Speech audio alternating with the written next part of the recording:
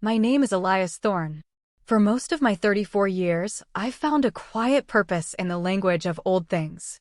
I'm an architectural historian, a preservationist based in Boston, a city that wears its history like a well-loved coat. My work is a slow, methodical conversation with the past, tracing the lines of a forgotten cornice, deciphering the story told by the sag of a century-old floorboard, or understanding the soul of a building through its bones. I live a life that, to an outsider, appears modest. I drive a 10-year-old sedan, live in a simple but light-filled apartment in Somerville, and prefer the quiet company of books to the clamor of social scenes. I've always believed that the most profound value lies not in what is seen, but in what is understood, not in what is owned, but in what is preserved. It's a philosophy that has guided my work, my life, and my quiet, long-held secret. The annual Hawthorne family dinner was, as always, a masterclass in competitive materialism. It was held at the Willows, an old-world restaurant overlooking the Charles River, a place with white tablecloths so starched they could stand on their own and waiters who moved with the silent, judgmental grace of pallbearers. The air was thick with the scent of expensive perfume and quiet desperation. My uncles, Robert and Charles, were already deep in a discussion about their golf handicaps and stock portfolios. My Aunt Beatrice was subtly angling her new Hermes handbag into the light, a silent beacon of her husband's latest bonus. And my cousins, well, they were the main event. Elias, my cousin Julian, called out from across the vast expanse of our circular table, his voice laced with that perfectly calibrated mixture of pity and superiority he'd honed at Harvard Law. Still driving that old Volvo? I've got a guy who does fantastic leases on Autos. You'd be surprised what you can afford. The table's attention flickered to me. I offered a small, placid smile. The Volvo runs fine, Julian. Gets me where I need to go. So practical, Aunt Beatrice chimed in, her eyes flicking from my simple tweed jacket to my cousin's bespoke suit. Though surely with that history thing you do, well, I imagine the budget is tight. I felt a familiar, gentle tightening in my chest, not of anger, but of a long-practiced patience. My history thing, as they called it, was my life's work. They pictured me in a dusty university office, poring over brittle maps for a meager salary. They had no framework for what I actually did, and I had long ago stopped trying to provide one. Speaking of careers, Uncle Robert beamed, raising his wine glass. Julian just made junior partner at Ropes and Gray. A magnificent achievement. Following in his father's footsteps. A chorus of congratulations erupted. Julian preened, adjusting the cuff of his shirt to flash a Patek Philippe Calatrava. A beautiful watch, a classic choice for a new junior partner. A status symbol, clear and legible to everyone at the table. And you, Elias? My father's voice cut through the praise. It held the weight of 2 decades of disappointment.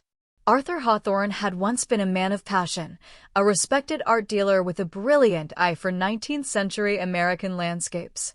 Then the 2008 financial crisis had wiped him out, shattering his business and his spirit. He'd spent the subsequent years a changed man, pragmatic to a fault, championing safe, predictable career paths like law and finance, with the fervor of a convert. My chosen field was a constant, quiet affront to his new worldview.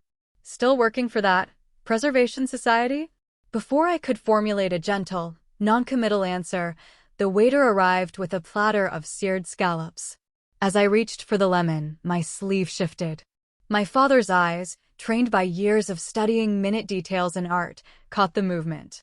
He froze. His wine glass, halfway to his lips, stopped. "What is it, Arthur?" my mother, Eleanor, asked, her brow furrowed with concern. My father didn't answer her. His gaze was fixed on my wrist. The object in question was not a watch. I've never cared for them. It was a simple, hand-tooled leather band, but attached to it was a small, intricately carved locket of oxidized silver. It was unassuming, almost plain, unless you knew what it was. And my father, of all people, knew. His fork clattered onto his plate. The sound was unnervingly loud in the sudden quiet. "That locket," he stammered, his face draining of color. "That can't be. It's impossible." The entire table fell silent, their conversations about stock options and summer homes in the Hamptons dying on their lips. They all turned to look at the small, dull piece of silver on my wrist. "Arthur, you're making a scene," my mother whispered, embarrassed. "Don't you see what that is?" His voice was a raw whisper, filled with a disbelief so profound it was almost painful. "That's Silas Croft's locket. The one he wore his entire life. It was supposed to have been lost with the rest of his estate." Julian squinted at it, his lawyerly mind trying to process this new, unexpected piece of evidence. "Silas Croft? The painter? I thought he was just some obscure landscape artist." Obscure? My father's laugh was brittle, sharp with the old passion I hadn't heard in years. "He was a genius. A recluse. He only ever sold 3 paintings in his life. The rest, his entire life's work, his journals, his sketches, it all vanished after he died in 1910. The estate was sealed, lost to legal battles. Art historians have been searching for it for a century." He looked at me, his eyes wide with a dawning, terrifying understanding. "That locket, it's the key. It's the seal from his personal correspondence." "Where did you get it?" The silence that followed was exquisite. Aunt Beatrice's Hermes bag suddenly seemed like a cheap knockoff.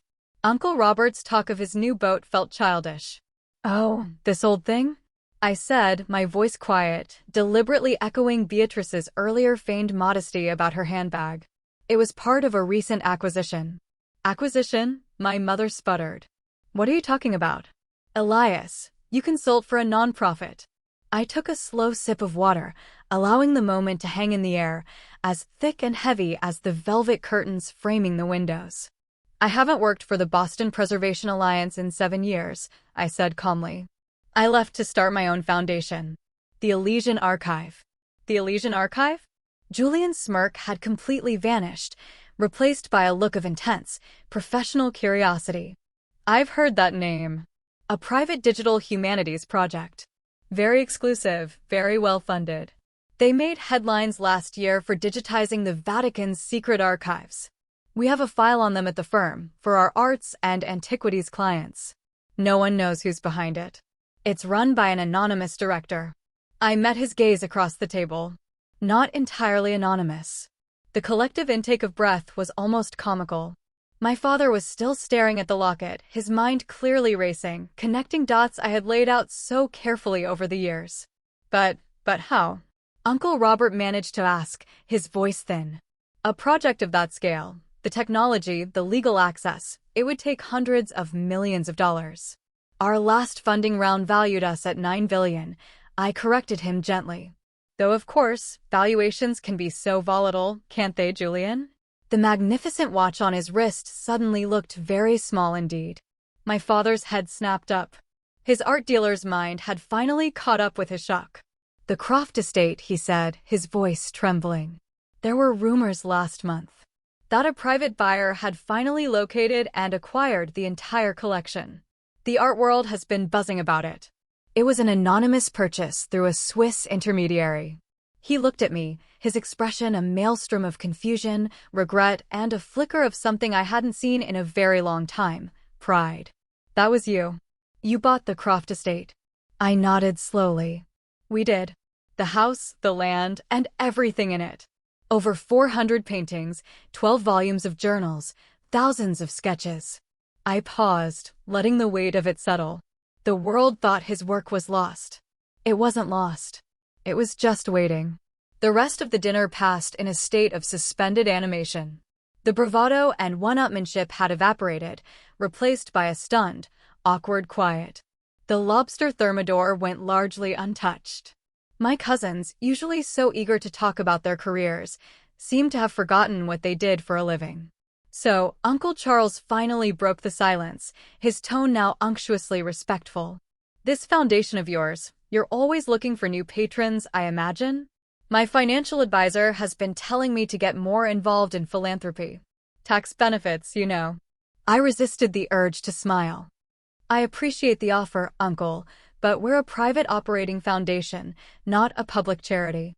We're fully endowed." "Endowed?" Julian asked, his voice sharp with the precision of a lawyer who smelled money. "By whom?" I met his gaze again. By me. I pulled out my phone, a simple, functional model, not the latest iPhone that had earned me a few Snickers earlier, and tapped the screen, pulling up a public-facing page from our website. It showed a simple mission statement and, at the bottom, in small print, founded and endowed by Elias Thorne. I sold my first company, a data compression algorithm I developed in my 20s, to a rather large tech firm about 8 years ago. I've been using the proceeds to build the archive ever since. Julian's face went pale. He remembered. I had tried to explain it to him once, years ago, and he had laughed, telling me to get a real job. The Althean algorithm, he whispered. That was sold to Oracle for. God, the number had so many zeros I thought it was a typo in the Wall Street Journal. It was a fair price, I said, deliberately understating the 9-figure sum. Aunt Beatrice leaned forward, her earlier disdain replaced by a predatory gleam in her eye. But Elias, darling, why didn't you tell us? All this time, we thought you were struggling. She gestured vaguely at my jacket. We would have helped. I ran a thumb over the silver locket. I wasn't struggling, Aunt Beatrice. I was working. And sometimes, the most important work is done quietly, without an audience. I looked at my father. Some things aren't for show. He was still lost in thought, his eyes distant. The locket, he said softly. I saw a drawing of it once, in a rare auction catalog from the 1920s. It was described as Croft's personal seal. He used it to lock a small, iron-bound chest where he kept his most private journals. I nodded. The chest was in the attic of his house, tucked under the eaves. It hadn't been opened in over 100 years. My mother touched my arm, her touch tentative. But son, why keep all of this a secret? All these years, you let us believe. Believe what? I asked, my voice still gentle but now edged with a fine, sharp point. That I was a failure because I didn't go into finance? That my life's work was a hobby because it didn't come with a corner office and a fancy title? I didn't keep it a secret. I just stopped trying to explain it to people who weren't interested in listening. I looked around the table. I wanted to build something of substance. Something that would last. Not just chase the next bonus or a bigger house. My father's gaze met mine, and in his eyes, I saw the ghost of the man he used to be, the man who would spend hours explaining the brushstrokes of a Thomas Cole painting, the man who taught me that an object's true worth was in its story, its craftsmanship, its soul. His masterpiece, my father whispered, his voice thick with emotion. The last light on the sound. It was rumored to be in that collection. They say it's the greatest American landscape ever painted. Is it there, Elias? I gave him a small, genuine smile. It is, Dad. And it's more beautiful than anyone ever imagined. Just then, my phone buzzed with a quiet notification. A message from my team leader in Florence, where we were in the final stages of a project to digitally preserve every document in the Uffizi Gallery's archives. A project no one in this room could even conceive of. Julian, trying to regain some footing, cleared his throat. Well, at Ropes and Gray, we have a significant arts law division. If the foundation ever requires outside counsel for acquisitions of this magnitude. I cut him off, my politeness unwavering. Thank you, Julian, but we have our own in-house counsel. A team of 12, based in Geneva. I'm sure you'd find their credentials adequate. He deflated completely, his junior partnership suddenly seeming like a participation trophy. Aunt Beatrice, ever the social strategist, tried a different tack. Elias, you simply must come to the yacht club benefit next month. There's a lovely young woman I want you to meet. Her father is the CEO of. I'm afraid I can't, I said. I'll be in the Hudson Valley, overseeing the restoration of the Croft estate. It's a delicate process. You're restoring the house yourself? Uncle Robert asked, incredulous. Of course, I replied. I'm a preservationist. It's what I do. After dinner, as the others gathered their expensive coats and ballet tickets, my father followed me out into the crisp night air. The city lights glittered across the river, cold and distant. He struggled for words, his breath misting in front of him. The painting he finally managed. The last light on the sound. It was the one. The one I had a picture of on my desk for 20 years. I nodded. I remember. Right up until you had to sell your own collection to cover your losses. He winced at the memory, a shadow passing over his face. "Is that why you did this?" he asked quietly, his voice raw. "To prove me wrong? To show me what a fool I'd been?" I turned to face him, the faint sounds of the city a backdrop to the most important conversation of my life. "No," I said, and the truth of it felt as solid and real as the ground beneath my feet. "I did this because of you. Not the man who's been sitting at that dinner table for the last 15 years, but the man you were before that. The man who taught me to see. You taught me about Croft. You taught me about the importance of legacy, of beauty, of preserving things that matter. You told me his story was a tragedy, that the world had lost a great treasure." I paused, letting him hear the echo of his own words. "I didn't want it to be a tragedy anymore. So I found it." His eyes shone with unshed tears. "All that time, I thought you were throwing your life away on a dream that couldn't pay the bills." "It was never about the bills," I said. I unclasped the locket from my wrist. The silver felt cool and heavy in my palm. It was about finishing the story. Just then, Julian and Uncle Robert burst out of the restaurant, already on their phones, no doubt calling their brokers to find out everything they could about the Elysian archive. Aunt Beatrice was not so subtly showing my mother pictures of her friend's daughter on her phone. "Here," I said, holding the locket out to my father. "This belongs with you. You're the one who understands its real worth." He stepped back, shaking his head, his hands held up as if to ward it off. "I can't, Elias. It's a piece of history. It belongs in a museum." "Actually," I said, a real smile finally reaching my eyes. "The entire Croft estate is going to become a museum. A small, private one, dedicated to his work. Run by the foundation." I closed his hand around the locket. "And I need a curator. Someone with an expert eye. Someone who knows the collection better than anyone alive." His hands shook as he stared at the object in his palm. He looked up at me, his face a canvas of disbelief and dawning hope. "A curator? I can't think of anyone better qualified," I said softly. My mother came over, her expression a mixture of pride and bewilderment. "Elias, dear, about this lovely girl Beatrice mentioned." "I'm sorry, Mom," I said, glancing at my phone. A message from my actual partner, the head of conservation at the Rijksmuseum in Amsterdam, whom I'd met at a conference where I was the keynote speaker. "I'm already seeing someone. I think you'd like her. Her passion is restoring Vermeer." Various relatives within earshot performed a comical double-take. "You know," my father said, his voice soft, his fingers tracing the intricate carvings on the locket. "I always wondered why you were so stubborn, why you wouldn't just go into banking like Julian. Remember what you used to tell me about Croft?" I asked. "That he was a true artist not because he was successful, but because he was relentless in his pursuit of a singular vision, regardless of what the world thought." He nodded, a slow, sad smile touching his lips. "That's what I built," I said. "Something with a singular vision. Something that lasts." My phone buzzed again. It was my car service. The simple sedan, not a fleet of black SUVs.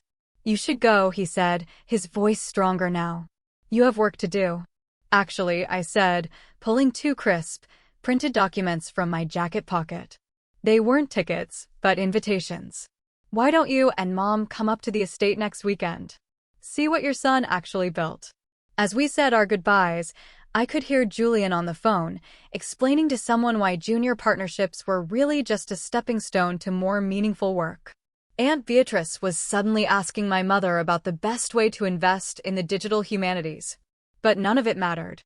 What mattered was the look on my father's face as he showed my mother the locket, explaining its history with the same fire and passion I remembered from my childhood. Some things, I thought as my car pulled away from the curb, are worth more than money. Some things are worth more than being right. The greatest treasures are the ones we manage to recover from the wreckage of the past, not just paintings or lockets, but dreams and passion and the quiet, unshakable truth of who we are. And sometimes, the most successful thing a person can do is not to build an empire for the world to see, but to patiently, quietly, restore a kingdom for one.